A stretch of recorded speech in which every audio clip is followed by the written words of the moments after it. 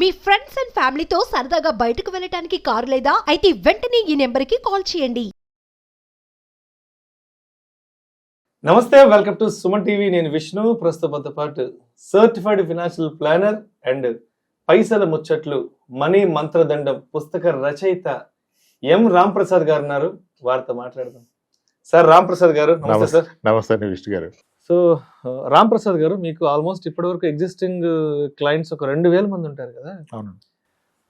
అంటే మీరు 2000 మందితో మాట్లాడేశారు ఆల్రెడీ. 2000 ఫ్యామిలీస్ తో మాట్లాడేశారు కదా? సో జనరల్ గా మీరు గమనించిన పెద్ద ఫైనాన్షియల్ మిస్టేక్ ఏంటి ఈ 2000 కుటుంబాలలో? అంటే అరే ఏంటి ప్రతి ఒక్కరు ఇలాంటి తప్పే చేస్తున్నారు, ఎందుకు ఇలాంటి తప్పు చేస్తున్నారు అని మీరు ఫీల్ అయిన సందర్భం ఏది? డబ్బు విషయం, డబ్బుని మేనేజ్ చేసుకునే విషయంలో సరిగా నాకేం కావాలో తెలుసుకోకపోవటం. చాలా మంది ఇంతకుముందు గత వీడియోలో చెప్పండి కానీ there asset rich and cash poor, primarily అది. దానివల్ల they are living poor and going to die rich. అందరూ డబ్బు ఇంత టార్గెట్ పెడతాను కానీ టైం టార్గెట్ పెట్టట్లేదు. నేను అందరికీ చెప్పేది ఏంటంటే, మీరు డబ్బును టార్గెట్ చేయకండి, టైం టార్గెట్ చేయండి.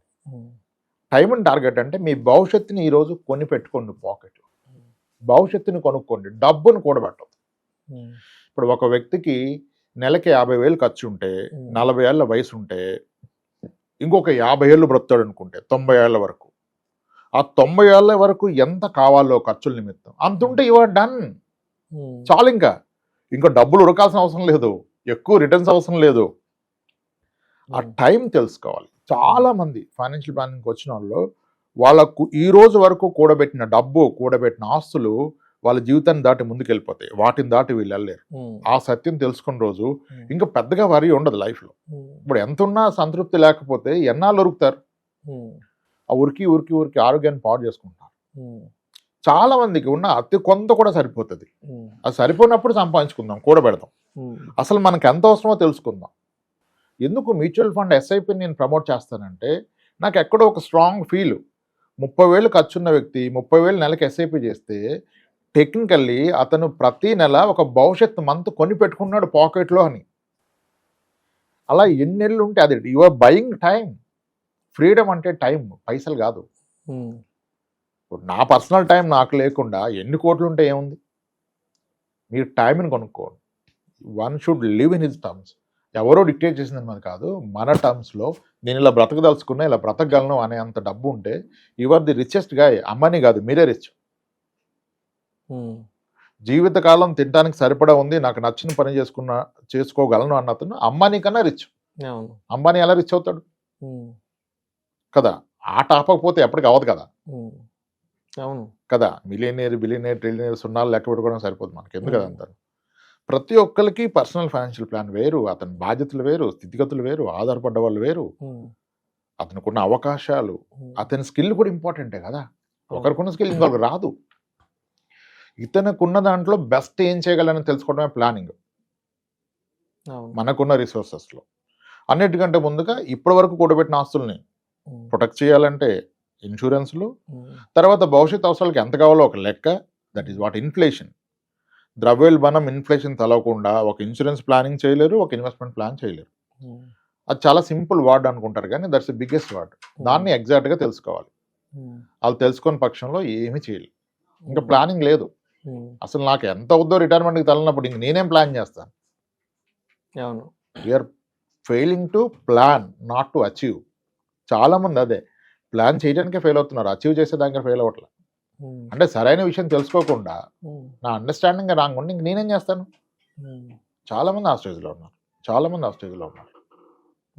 అర్థమవుతుంది, మనం చెప్తాం అసెట్స్ ఏంటి, లైబిలిటీస్ ఏంటి, అసలు ఎంత అవసరం, ఆ రోజు నిజంగా అందుబాటులోకి వస్తుంది, అది తెలుసుకోరు. అది చెప్పాము, చాలా నేర్చుకున్నాం. అదే ఇప్పుడు కొంతమందికి ప్రాబ్లమే లేదు, ప్రాబ్లం అనుకుంటున్నారు. అసలు ప్రాబ్లం ఎక్కడ ఉంది అక్కడ కదా? ఎవరికి ఉన్నది వాళ్ళ ప్రాబ్లం అనుకుంటారు. ఇప్పుడు ఇంతమందితో రెగ్యులర్గా డీల్ చేస్తుంటారు, 2000 కుటుంబాలతో మాట్లాడారు. అంటే మీ ఆలోచన విధానంకి వచ్చేప్పటికి, మీ పర్సెప్షను, మీ ఆలోచన దృక్పథంకి వచ్చేటప్పటికి ఒక 4-5 సంవత్సరాలకి ముందు రామ్ ప్రసాద్ గారి ఆలోచన విధానానికి ఇప్పుడు రామ్ ప్రసాద్ గారి ఆలోచన విధానం తేడా ఏంటంటే, 4 ఏళ్ల ముందు అసలు రాంప్రసాద్ గారు ఎక్కడున్నారు, ఇప్పుడు ఎక్కడున్నారు ఆలోచనల పరంగా? దాని గురించి ఒక వ్యక్తి సడన్ గా వచ్చి నా కార్ని గట్టిగా గుద్దాడు అనుకోండి, నేను ఫస్ట్ కార్ దిగి సార్ మీకు ఏమన్నా ఇబ్బంది అయిందా, అవలేదా, ఓకే మీకేం తెలియదు కార్కే కదా, తప్ప అయింది అయినా సరే అండి అని చెప్పి వెళ్ళిపోవటం. కానీ అక్కడ గొడవ పెట్టుకుని సాధించగలిగింది ఏం లేదు కదా. ఇప్పుడు మీకు కూడా ఒకసారి డిస్కషన్ చేశారు, ఫోన్లు ఎత్తట్లేదని ఒక ఆయన బూతులు పెట్టాడు మెసేజ్ మొన్న అసలు నాకు పంపించారు మీరు, దారుణంగా అతను దుర్భాషలాడి ఫోన్ ఎత్తట్లేదు, ఇంత బలుప అసలు అవి చదవడానికి కూడా అవకాశం లేని మాటల్ని అతను తిట్టాడు, బూతులు తిట్టాడు, భయంకరమైన బూతులు. అసలు నేను పెట్టా, బ్రదర్ నాకు టైం లేదు ఈరోజు సాయంత్రం ఫ్రీగా ఉంటా కాల్ చేయని మాడుతుంటే మళ్ళీ ఆయన ఫోన్ చేయలేదు. అదే చూస్తే కోపం వస్తుంది అనుకుంటారు కానీ అంటే అందరినీ కలిసాక విషయాలు తెలిసే సార్.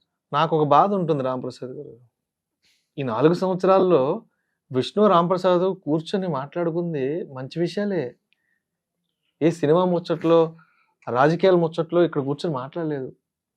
జనాల జీవితాలని మెరుగుపరిచే విషయాలు, వాళ్ళ ఆర్థిక స్థితిగతుల్ని మెరుగుపరచగల విషయాలే మాట్లాడాం. ఇక్కడ కూర్చొని మాట్లాడిన ప్రతి మాట చాలా విలువైంది, చాలా నిజాయితీగా మాట్లాడాం. ఎక్కడా కూడా వృధా అయిన విషయాలు, అసందర్భ ప్రేలాపనలు, అధిక ప్రసంగ ప్రేలాపనలు ఎప్పుడు మనం మాట్లాడుకోలేదు. ఇక్కడ కూర్చొని మాట్లాడింది ఒక కుటుంబానికి మంచి జరగాలి, సమాజానికి మంచి జరగాలి అయ్యే మాట్లాడుకున్నాం. మంచి విషయాలు మాత్రమే మనం ఆడుకున్నాం.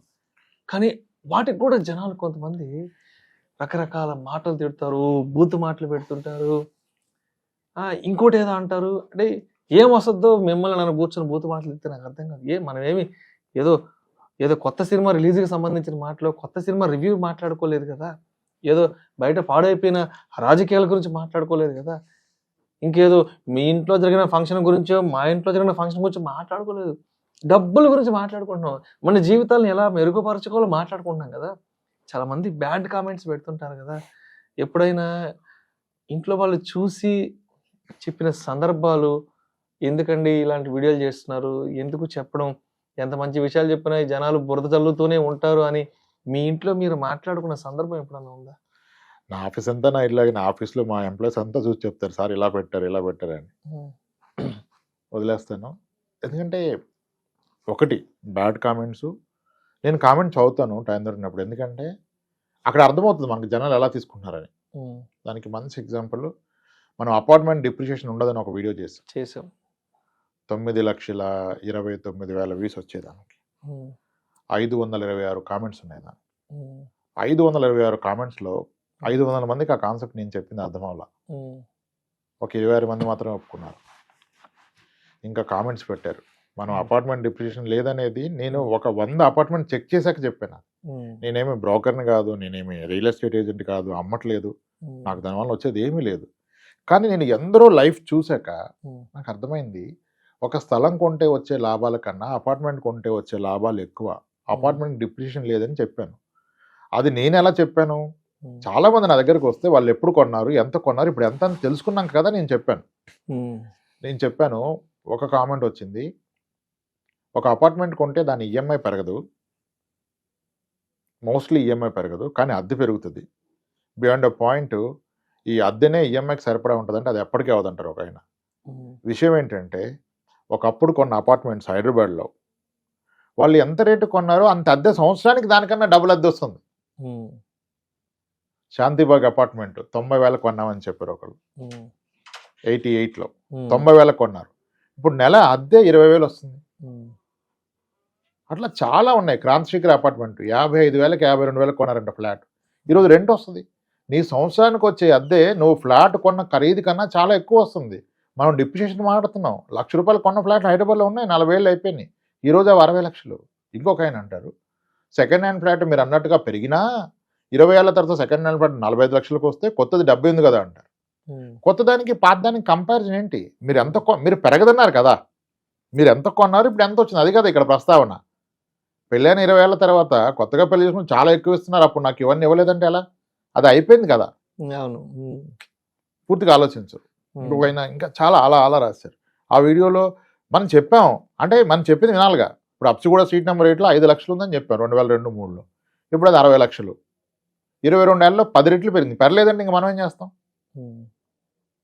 మనం ఏం చేయగలం? అదే అది ఇంకా బెటర్గా చెప్పడానికి చూస్తాను, కోపమే రాదు. అసలు ఎలా చెప్తే అర్థమవుద్దనే ప్రయత్నమే కానీ ఇప్పుడు ఆ కోపగించుకొని చేయగలిగింది ఏం లేదు కదా.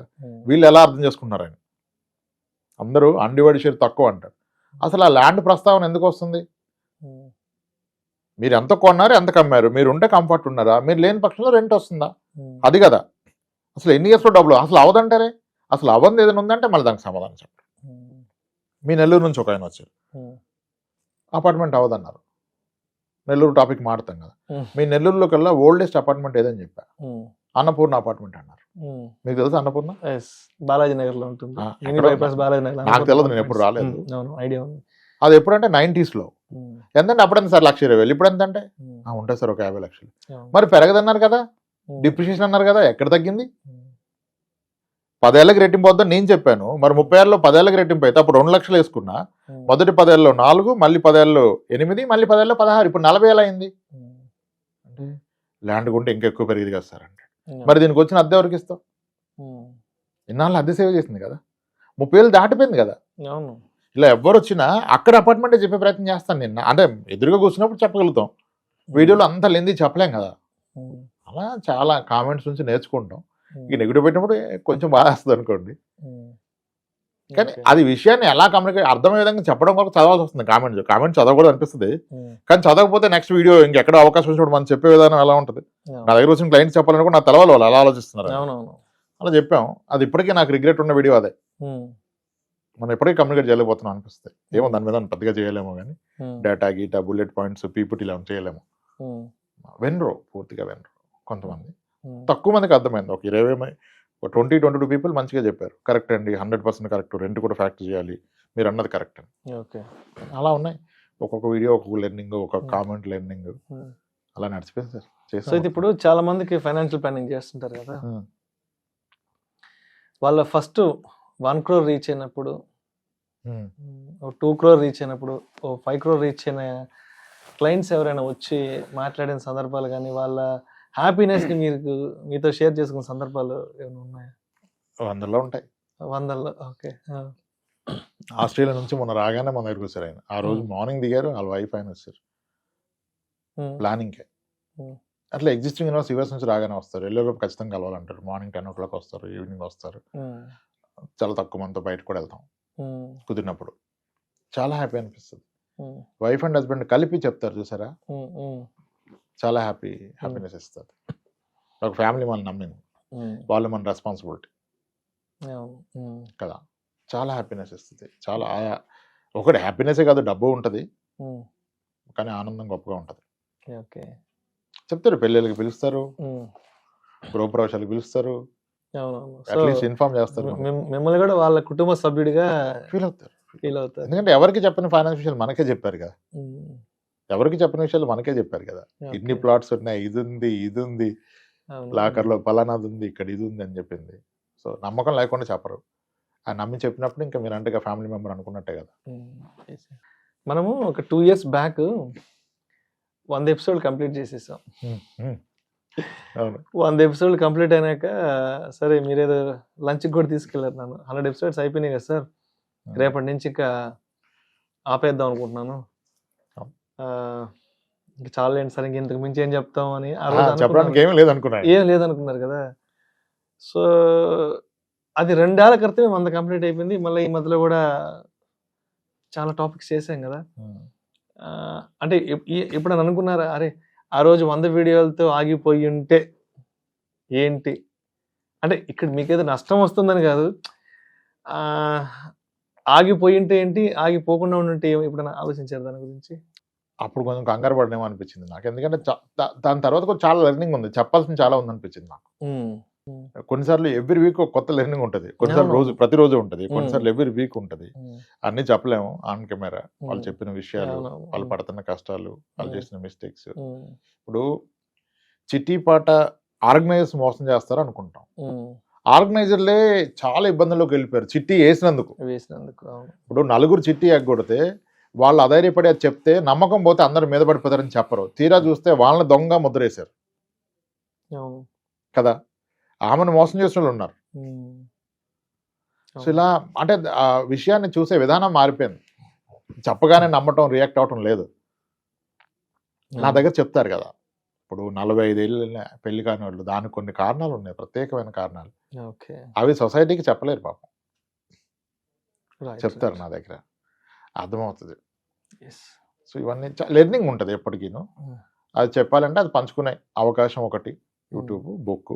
ఇంకా దీంట్లో కూడా ఒకవేళ ఇది బాగుండి ఆదరిస్తే దీన్ని ఎక్స్టెండ్ చేసే ప్రయత్నం చేయొచ్చు, యాడ్ చేయటమో ఏదో what ever it is. So Ramprasad గారు, ఏంటి ఇప్పుడు మీ ఈ పైసల ముచ్చట్లు, మనీ మంత్రదండం పుస్తకం కొనుక్కోవాలి అంటే ఎట్లా, నేరుగా రాంప్రసాద్ గారికి ఫోన్ చేసి కొనుక్కోవాలి, లేకపోతే బయట ఎక్కడైనా అవైలబిలిటీ అవుతుందా? ఆన్లైన్ లో అవైలబుల్ ఉంది సార్, ఆన్లైన్ లో. ఓకే, అమెజాన్ లో వాటిలో పెట్టారు ఎవరో సెల్లర్స్. అమెజాన్ లో పెట్టారా? ఓకే. అది కాకుండా మన దగ్గర కూడా కాపీస్ ఉంటాయి కదా, ఒక వాట్సాప్ నెంబర్ పెట్టదలుచుకున్నాం దీనికి. ఆఫీస్ లో ఒక నెంబర్ తీసుకొని ఇచ్చాము, ఆ నెంబర్ కి పింగ్ చేస్తే మనం బుక్ పంపే ప్రయత్నం చేస్తాం, పంపుతాం. దానికి ఏర్పాట్లు చేస్తున్నారు, బుక్ పోస్ట్, కవర్లు, డెలివరీ వాళ్ళతో మాడుతున్నారు. సో మరి మా సుమన్ టీవీ ప్రేక్షకులు ఎవరైనా ఈ పైసల ముచ్చట్లు పుస్తకం కొనుక్కోవాలంటే మరి మా సుమన్ టీవీ ప్రేక్షకులకు ఎవరికైనా మీరు ఐ మీన్ ఏదైనా డిస్కౌంట్ ప్రైస్ లో ఇస్తారా బుక్ అని చెప్పండి, సుమన్ టీవీ పేరు చెప్తే. ఖచ్చితంగా సార్, ఖచ్చితంగా. ఈ వాట్సాప్ నెంబర్ ఏదైతే పెడతామో దానికి పింగ్ చేసిన వాళ్ళకి స్పెషల్ ప్రైస్లు ఇద్దాం. ఓకే, ఎందుకంటే ఆన్లైన్ లో మనం వేరే వాళ్ళకి ఇచ్చాం, వాళ్ళు అమ్ముతున్నారు, అది డెలివరీ చార్జెస్ ఏవో చాలా ఉంటాయి. ఇక్కడ మనం డెఫినెట్ గా తగ్గించగలుగుతాం, ఎంఆర్పీ కన్నా ఎంత తగ్గించగలం అంత తగ్గించి ఒక ప్రైస్ ఫిక్స్ చేసుకుందాం. ఆ నెంబర్ మీకు అవకాశం ఉంటే డిస్ప్లే చేయండి, వాట్సాప్ నెంబర్. ఆ నెంబర్ మీద వాట్సాప్ లో పింగ్ చేస్తే విల్ సెండ్ దెమ్ బుక్ అంటే లో ప్రైస్ లో, పాసిబుల్ ప్రైస్ లో. Thank you sir, thank you so much. Thank you right అండి.